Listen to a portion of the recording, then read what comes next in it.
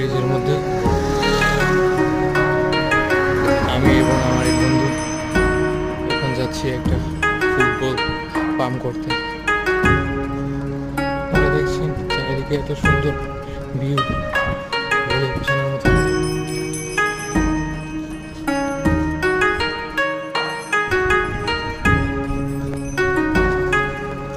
বলতে না বলতে